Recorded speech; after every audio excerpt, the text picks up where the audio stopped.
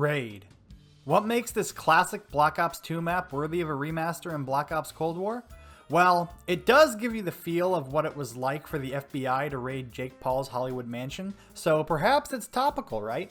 Well, if you remember back to when I made my Nuketown Through the Years video for Nuketown 84, you'll remember that I mentioned even though I love Nuketown 2025, there were still other maps on Black Ops 2 that I would rather play. That statement alone shows how great Black Ops 2 was as a game, and one of those maps that would trump even the mighty Nuketown is the subject of today's video, Raid. Now, whenever a new Call of Duty game launches, there's always a map or two that become an instant classic for me. Call of Duty 4 had Shipment and other maps, World at War had Asylum, COD Mod 2 had Rust, and of course Black Ops 1 had Nuketown. Raid was this map for me in Black Ops 2. Now Raid, on its surface, is nothing special. To me, this is something that's not only important in making a multiplayer map, but also in design itself. One phrase you may hear get tossed out a lot is, this map is your standard 3-lane map. Of course, this means that from one spawn to another, you have 3 main ways to traverse the map. Now, if you spawn as the FBI, on your left you get the driveway. This is an area with a few cars, a lot of stone cover, and of course 2 overlooks for the snipey boys.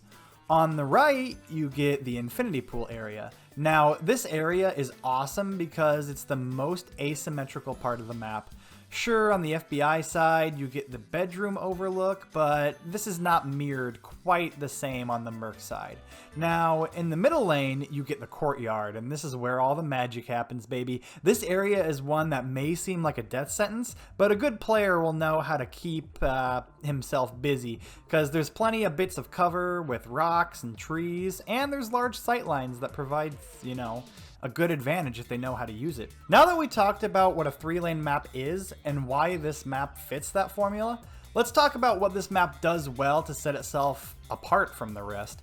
Raid works incredibly well as a 3-lane map because it does not force the player to go any which way depending on what weapon they choose.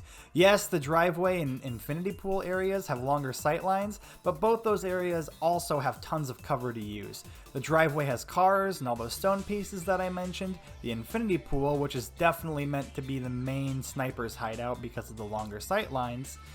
You have that giant poolside bar, which can really mix things up in that section, and it provides more than enough cover for someone wanting to run around with an SMG or shotgun. The middle area, which is of course where all the action usually tends to drift, is great because it can provide a great sightline from the garage hallway right into the kitchen. But even though these areas may seem safe to just post up and chill, waiting for the next nerd to pop up in your sights, this map does what I believe is the most defining feature of any great multiplayer map. It provides great flanking paths. Yep, every good multiplayer map has a way to traverse to another section almost at a moment's notice. Raid almost creates a 4th lane that goes through the middle of the map from the driveway to the infinity pool. This can lead to tense moments, especially in game modes like Domination. Now, Raid takes that a step further, and on each side of the map has swapping points for each of the 2 lanes.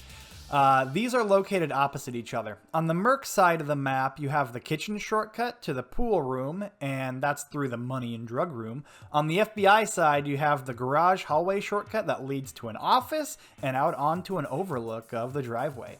Both of these shortcuts are different in their own right, but are a great way to spice up any match if you get bored of going through the same routes over and over again, especially if you keep getting killed by that camper who's sitting in one sightline. It's a great way to get revenge on those people. Now, the Black Ops Cold War remake of Raid is a 1-to-1 remake. The only changes, of course, are to the models of the cars we see on the map and also other period-specific things. A map like this was perfect to bring back in Cold War as it's recognizable, and to my knowledge it hasn't been remade yet. Now, I personally don't mind remakes, especially if it's a great multiplayer map like this. I believe it helps keep older fans engaged while letting newer players experience a hidden gem for the first time. I absolutely love this map. There's so many ways to play, so many ways to go about it. It's definitely one that I would always choose when it came up in Black Ops 2.